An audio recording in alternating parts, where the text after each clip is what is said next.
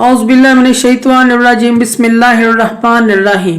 शुरू करती हूँ मैं अल्लाह के नाम से जो नहायत मेहरबान और रहम करने वाला है। मोअज़्ज़िज़ सामीनो कराम, अस्सलामु अलैकुम रहमतुल्लाह व बरकातुहू। उम्मीद है आप खैरियत से होंगे। अल्लाह पाक आपके तमाम जायज़ हजात को पूरा करें। अल्लाह पाक आपकी मुश्किलात का हल फरमाएं। अल्लाह पाक आपकी तमाम दिली मुराद पूरी करें। आमीन सुम्मा आमीन। हमारा आज का मौजू है ख्वाब में तलाक देने के हवाले से। इसकी मुख्तलिफ सूरतें हैं और मुख्तलिफ ताबीरें हैं जो इस वीडियो में बयान की जाएंगी। अगर आपने इस चैनल को लाइक और सब्सक्राइब नहीं किया तो कर दें, घंटी के बटन को भी दबा दें ताकि आपको आने वाली वीडियो का नोटिफिकेशन मिल सके। हमारा आज का मौजू है ख्वाब में तलाक देने के हवाले से। ख्वाब में अगर कोई शख्स तलाक देता है तो दलील है कि कोई ऐसा काम करेगा जिस पर पछताएगा, इज्जत और मर्तबे में कमी होगी।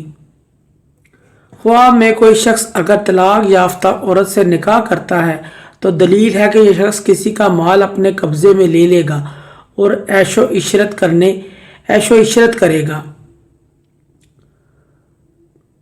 और लोगों को नुकसान भी पहुंचाएगा। ख्वाब में कोई शख्स तलाकनामा लिखता है तो इस शख्स की इज्जत कम होगी, इसका माली नुकसान होगा। ख्वाब में कोई गैर शादीशुदा शख्स लफ्ज़ तलाक बोलता है।